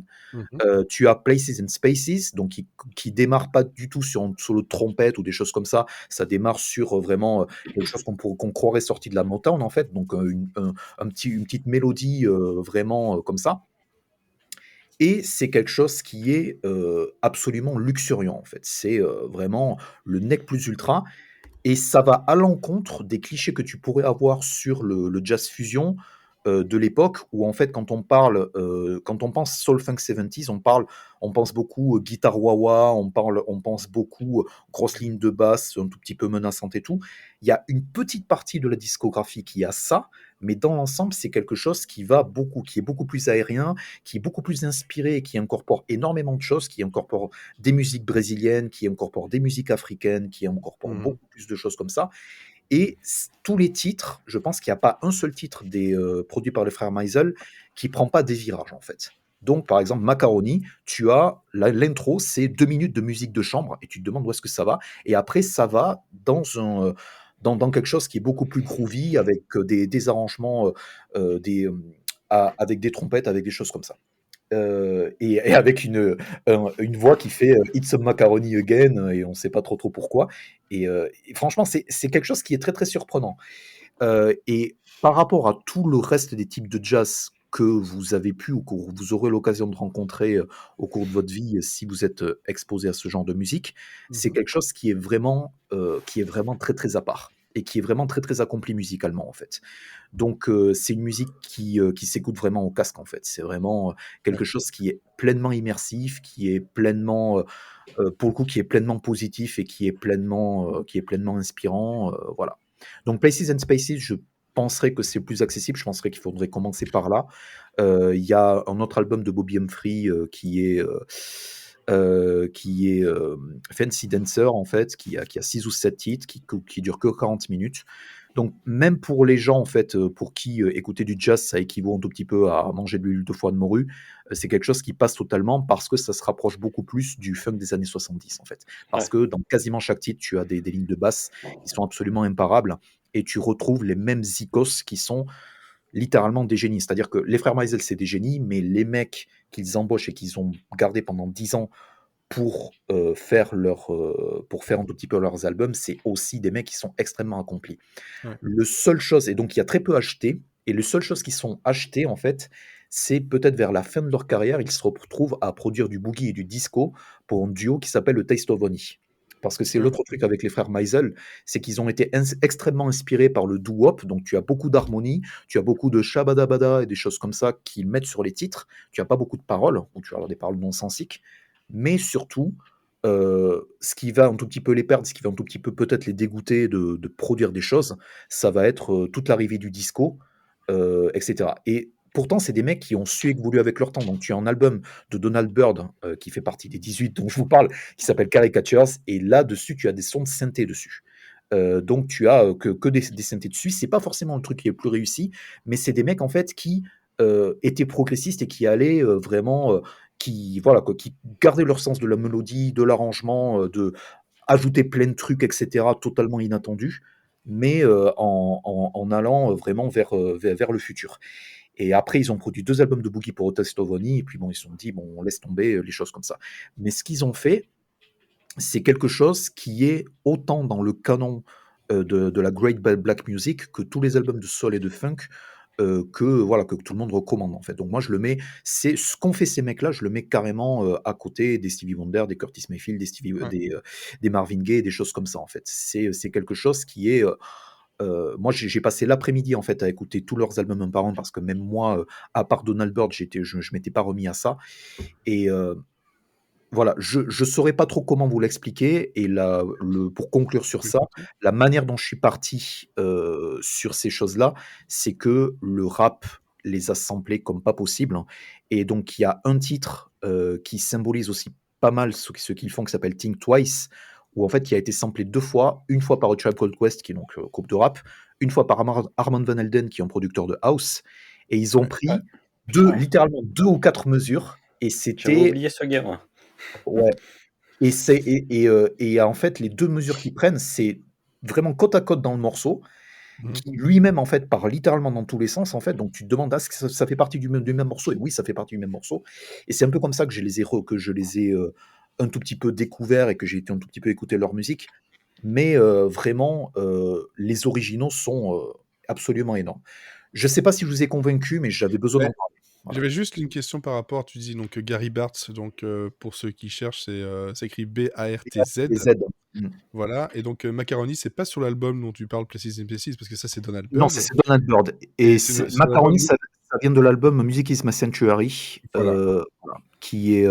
Et en fait, je vous suggère en fait d'aller directement sur Maisel Brothers, la page Wikipédia. Là, tu as toute la discographie qu'ils ont, Ouais. et de les écrémer un par un. Il y en a que peut-être 2 qui sont pas en streaming. Voilà. Ouais. Et alors, ce qui est marrant, c'est que quand tu as cité donc Harvey Mason, donc le batteur, bon, moi, ça fait penser à Leary Tenur, qui est aussi dans un guitariste de jazz, et puis Herbie Hancock, parce qu'ils ont travaillé ensemble. Mais est-ce que tu savais qu'il avait travaillé avec une chanteuse française Non. sur 2 albums? Didier Bridgewater? Non, une chanteuse française, bien française. Dalida. Non, c'est pas loin, Sheila. mais beaucoup plus proche. C'est Véronique Sanson. Ah. Voilà. Donc sur l'album Le Maudit et Hollywood, Harvey Mason était dessus. Et moi, c'est un truc ça, c'est le genre de fact que tu intègres, tu sais pas pourquoi, mais tu le gardes en tête, et puis à un moment donné, Voilà. ça va ressortir un jour. Voilà. Et ben voilà, Et il ben a voilà. travaillé avec Véronique C'est un Sanson. lundi. C'était un lundi. Tout à fait. Et donc là, c'est bien parce que tu nous fais... En tout cas, moi, ça m'a donné envie, parce que c'est le genre de musique aussi que j'aime bien écouter. Et bon, Donald Byrd, je connaissais un tout petit peu, mais c'est vrai que j'ai pas forcément creusé tout non plus. Hein. Voilà, Mais je pense que pour les auditeurs qui voudraient s'y mettre, il y aurait Places and Spaces de Donald Byrd. Donc ça, c'est vraiment l'essentiel, c'est vraiment la synthèse en fait de ce qu'ils ont fait de mieux. Il y aurait donc Fancy Dancer de Bobby Humphrey, qui est donc la flûtiste de choses. Et pour les plus curieux et ceux qui préfèrent vraiment quelque chose qui soit plus soul, en fait, ils ont produit un seul album en fait pour un groupe vocal qui est un trio de gospel qui s'appelle The Rensalen Group. Et pour le coup, je l'ai écouté cet après-midi. Il est vraiment très très recommandable en fait. Et, voilà, et les arrangements sont absolument sublimes, quoi. Ok, donc très bien. Voilà, de la musique encore et toujours. Et là, on va justement. Il s'appelle Say My Friend. Voilà, pour ceux qui veulent. On va partir donc sur la transition toute trouvée, hein, on parle de musique. Donc là, ce qu'on va essayer de faire, c'est que à chaque fois, on va venir avec un seul morceau de notre playlist ou de notre connaissance qu'on a envie de recommander, et que l'on va ajouter dans une playlist à la fois sur Spotify et sur YouTube, qui s'appellera donc Phase B, la playlist du podcast. Tout simplement. J'ai pas cherché beaucoup plus loin, ça sert à rien. Simple, efficace. Voilà. Alors, je vais directement, comme ça, c'est fait, je l'ai dit, moi, mon truc, c'est un morceau de Journey. Le groupe Journey, vous connaissez plus ou moins? Oui. Je connais pas, en tout cas, pas de nom. Si tu connais, si... sûrement. Si t'as regardé Glee un jour, tu connais cette horreur. J'ai jamais regardé Glee. Alors, la version de Glee, ça, c'est autre chose. C'est autre chose. Est-ce que tu connais les Sopranos, Olivier? Est-ce que tu as vu les Sopranos jusqu'au bout? Ça va. J'ai regardé. Voilà, donc si tu vois les Sopranos jusqu'au bout, tu connaîtras également Journey. D'accord, ok. Mais en fait, moi, c'est surtout les noms en fait que j'oublie, donc. Et donc, c'est marrant que tu cites. Ouais. C'est marrant que tu cites Sophie Glee, parce que c'est vrai qu'ils avaient repris Don't Stop Believing, voilà, qui a été repris mais un milliard de fois. Je hais cette chanson, et c'est un gros sujet chez moi. À cause de Glee, mon mec est fan de Journey, et moi je n'aime pas à cause de Glee. Donc, chaque fois qu'il essaye d'en mettre, je suis non, je veux pas. Pourtant, il y a eu que celle-là. Il est en train de lever des yeux au ciel là. Voilà, il y a eu que celle-là qui a été massacrée. Ouais, mais du coup j'ai fait un blocage. Bref, voilà. En tout cas, c'est marrant que tu dis ça, parce que c'est sur l'album où se trouve Don't Stop Believing, mais c'est pas Don't Stop Believing. Donc c'est sur l'album qui s'appelle Escape. Voilà, et qui date donc de 81. Il s'appelle Mother Father, et donc moi c'est la voix de Steve Perry, qui est un des chanteurs de Journey, parce qu'il y en a eu plusieurs, et voilà, lui ça a été un peu mouvementé, c'est celui qui a amené le plus de succès en fait au groupe, entre justement voilà, la fin des années 70 et les années 80-90.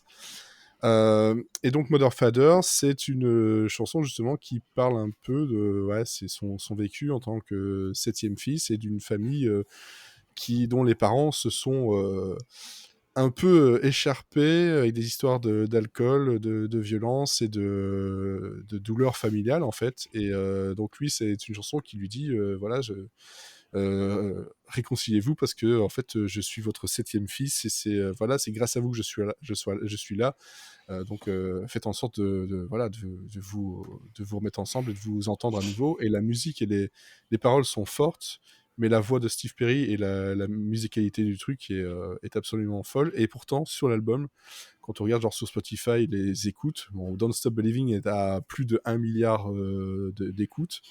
Open Arms, qui est sur le même album, qui est aussi à beaucoup de millions d'écoutes, et celle-là, elle est un peu moins écoutée. Enfin, toutes les autres sont un peu moins écoutées. Pourtant, c'est un album qui est vraiment très très bon. Donc moi, je vous conseille, voilà, Mother Father, qui sera donc directement dans la playlist. Voilà, pour ceux qui aimeraient écouter, qui ne connaissaient pas ce morceau-là de Journey. Voilà. Alors, Sophie, de ton côté. Eh ben, moi, je vais parler d'une chanson. Je vais recommander une chanson, en tout cas, donc, que j'écoute en boucle actuellement, qui est sortie il y a 15 jours à peu près, qui est du dernier album de Rammstein. Rammstein, qui est un groupe que j'aime d'amour. Voilà, j'adore les gros Allemands qui font du bruit. Moi avec Frère Meisel en fait, sauf que voilà, moi je vais pas je t'ai pas convaincu en fait, c'est ça que je suis en train de dire. On peut aimer les deux. C'est surtout qu'en fait, je n'aime pas le jazz et j'ai beaucoup de mal avec tout ce qui est les trucs comme ça. Mais et pour le coup, c'est même pas contre toi. Hein, je ne Oui, fais pas c'est un le jazz truc en de- général. Ouais. Non, mais je comprends ce que tu veux dire, bien sûr. Mais je serais curieuse et j'irai écouter Macaroni parce que j'aime les pâtes. Donc voilà. Bon, Voilà. passe les 2 premières minutes. Hein, parce que les 2 premières minutes, c'est la musique de chambre. Tu vas te demander ce que j'ai foutu en fait. Hein, donc. Mais De base. j'ai écouté Macaroni, j'aime beaucoup, et j'aime beaucoup Rammstein aussi, donc comme quoi c'est pas incompatible. Et C'est juste donc pas le même moment d'écoute. Et en fait, Rammstein ont sorti un album il y a 15 jours, leur 8e album. Et c'est un album que j'ai écouté et que j'ai instantanément aimé. Contrairement à 2 albums en arrière où j'avais pas du tout accroché, alors que depuis le début, voilà, depuis que je les écoute, je les aime. Et au début, je me suis dit que j'allais recommander la première chanson de l'album, Armee der Tristen, que j'adore. Et en fin de compte, Zigzag, qui est la chanson que j'écoute beaucoup, beaucoup, beaucoup. En fait, je l'écoute beaucoup parce que le clip est incroyable. Rammstein, moi j'adore leur musique, mais j'aime leur clip aussi parce que tout ce qu'ils font, c'est toujours très esthétique, c'est toujours très recherché, c'est toujours quelque chose d'assez fou. Et une fois qu'on a passé un peu ces a priori sur le fait qu'ils chantent qu'en allemand et que c'est du métal et voilà, je trouve qu'ils sont très critiques sur plein de choses. Et cette chanson, c'est une grosse critique sur la chirurgie esthétique et sur le fait qu'on veut toujours rester beau, on veut toujours rester jeune, tout ça. Le clip est incroyable. Enfin, je veux dire, même si vous aimez pas le métal, mettez juste le clip et sans les paroles, c'est pas grave, parce que juste à voir le clip, c'est magnifique. Et voilà. Donc moi, ça a vraiment été un coup de cœur, cette chanson. Voilà, la chirurgie esthétique, j'ai pas forcément d'avis dessus, même si je suis pas forcément... je m'en fous. Mais vraiment... la façon dont c'est fait, la façon dont c'est tourné, le refrain, un truc un peu catchy et voilà. Donc moi, en fin de compte, je pense que c'est ma chanson préférée de l'album parce qu'elle est,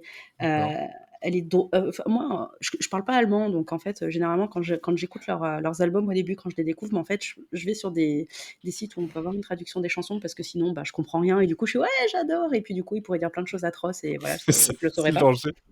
Surtout que c'est très important avec Rammstein parce que en fait, ils ont plein de paroles qui sont à double sens, et si tu les interprètes dans le mauvais sens, en fait, il y a presque des trucs qui peuvent être fascisants, quoi.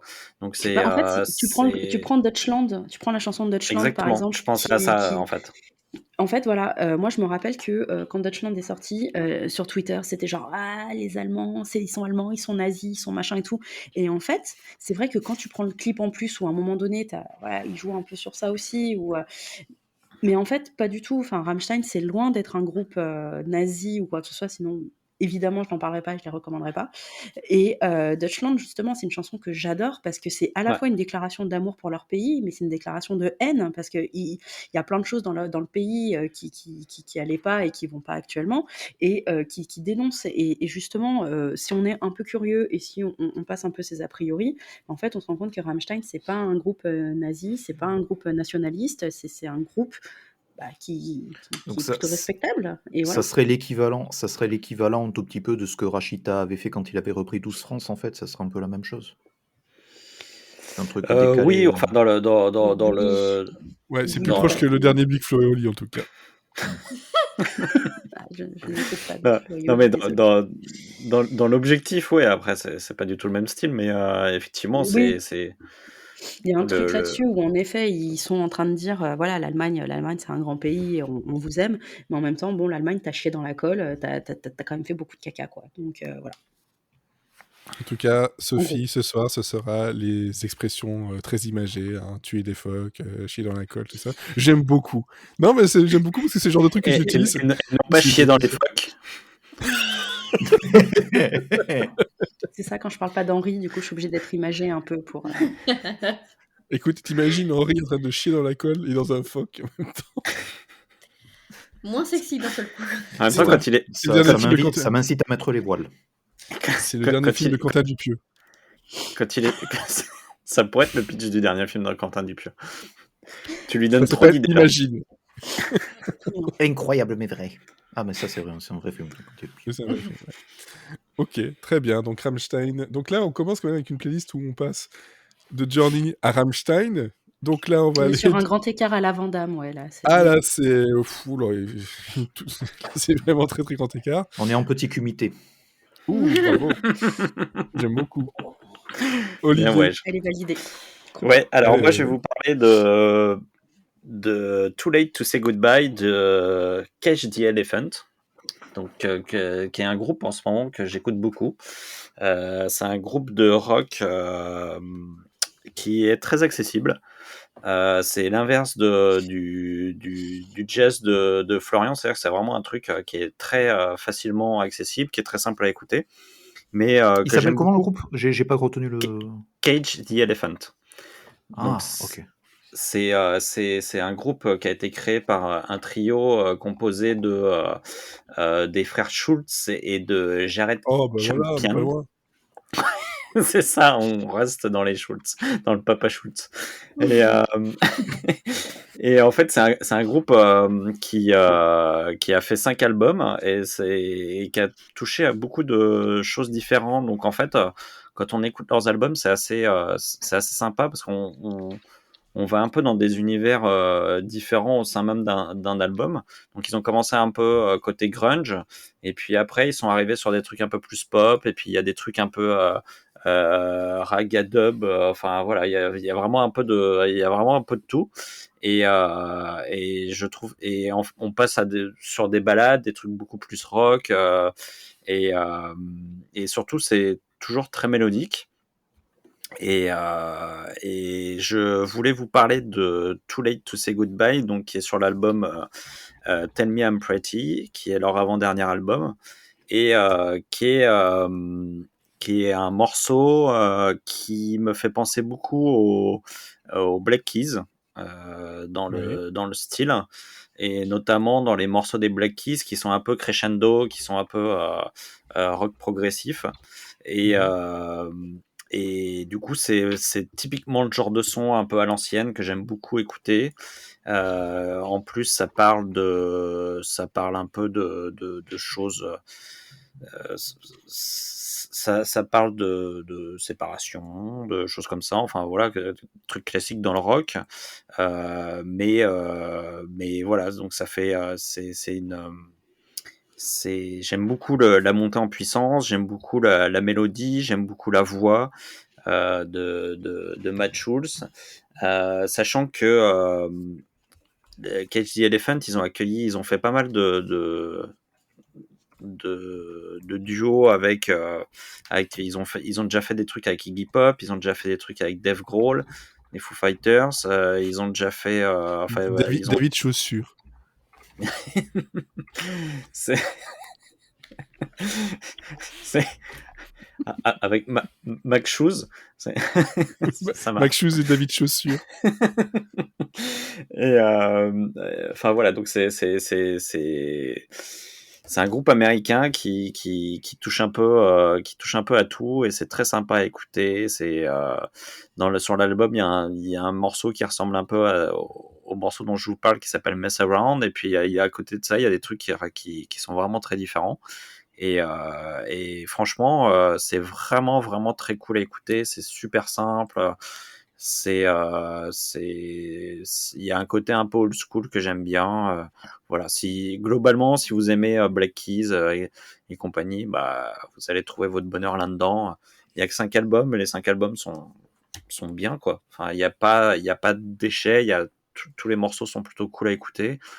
Et voilà, c'est de l'ouvrage simple, mais du bel ouvrage. Ok, très bien. Donc voilà. Donc En ça... plus, ils ont des belles covers, alors, des belles couvertures d'albums et tout. C'est plutôt chouette. Voilà, donc Too Late to Say Goodbye sur l'album Tell Me I'm Pretty de Cage the Elephant vient d'être ajouté à la playlist. Voilà. Elodie. Oui. Donc, Alors, toi, je te réveille. non. Bah, de toute façon, on sait que c'est Crazy Frog, donc. Non, c'est Non. Baby Shark. En fait, je suis contente que Sophia ait pris Rammstein parce que Moi aussi, hein. alors parce que déjà j'aime beaucoup et en fait j'hésitais entre prendre un truc un peu violent et choisir un truc plus classique et comme je comptais sur le fait que tu parles de Rammstein, je me suis dit je vais prendre autre chose et Je suis trop prévisible. Ça fait très poker. Même pour un pilote, en fait, il y a poker. Chacun garde ses cartes et. C'est ça. Et du coup, moi, je vais vous parler d'un truc qui est vachement plus truc de radio, quoi. Mais alors, c'est Limbo de Royal Blood et la version orchestrale, s'il vous plaît, qui est sortie l'année dernière sur leur album qui reprend un peu tout ce qu'ils ont fait depuis leur création en 2013, me semble-t-il. Si vous ne connaissez pas Royal Blood, c'est des Britanniques, ils sont 2, et à eux 2, ils font tout. C'est à la fois du rock, un peu d'électro, un peu plein de styles mélangés, et c'est assez festif. Et C'est sur Limbo... Typhoon. Ouais, Typhoons. Typhoons, mais... La version orchestrale, quoi. Et en fait... Hein? Oui. Parce que la version orchestrale, c'est ça, oui. Non, Limbo est sorti. La version originale, elle est sur Typhoons, mais la version orchestrale, elle est que dispo sur. All we have is now. Ouais. Et en fait, c'est une chanson qui, dans les paroles, est extrêmement triste, puisque ça parle de dépression, d'un mec qui se réveille le matin, qui ne se reconnaît plus et qui attend juste de mourir. Voilà. Sauf que la musique, c'est tout l'inverse, c'est du disco. Ouais. C'est du rock disco et il y a une énergie folle dans la musique, il fout une patate d'enfer. Il y a des envolées lyriques au milieu du morceau que tu as envie de bouger ton boule et de taper contre les murs tellement oui, il y a une force qui se dégage de cette chanson. Et si tu n'écoutes pas les paroles, tu te dis mais c'est trop la joie. Et puis après, tu regardes les paroles, tu te dis ah ouais, non, pas trop en fait. C'est très dans le style nouvelle scène électro-française, ouais. genre à la Naive New Beaters, des choses comme ça, quoi. C'est ça, avec beaucoup moins d'humour. Mais ouais. Et du coup, la version orchestrale que tu as choisie, en fait, elle apporte quoi par rapport à la version classique ? Parce que Royal Blood, en fait, il y a pas de... Enfin, c'est une batterie et un guitariste, et il n'y a pas de basse dedans, donc tu vois, c'est justement, un truc... là, tu as des vrais instruments, tu as des violons, tu as des pianos, t'as tout un orchestre, en fait. En fait, t'as toute une première partie où ça va être que de l'électro, et puis arrive le moment du milieu du morceau, et là, ça part dans un grand délire où, en fait, t'as tout un orchestre qui vient remplacer la partie électro, et c'est juste magnifique, et t'as envie de voir ça en concert. même si ça arrivera probablement pas parce que ça demande beaucoup de monde et que même en Mais Arte concert, Concert oui, mais même quand ils font des concerts, en fait, ils sont rarement plus de 4. Et donc là, ça demanderait tout un orchestre. C'est compliqué. Mais après, on sait jamais. Faut espérer. Mais Bah, après, si tu veux voir ça, Amazon en fait a filmé en fait justement ce Limbo et l'autre chanson orchestrale. On peut les trouver de toute façon sur YouTube, donc un peu ouais. en mode concert si on veut.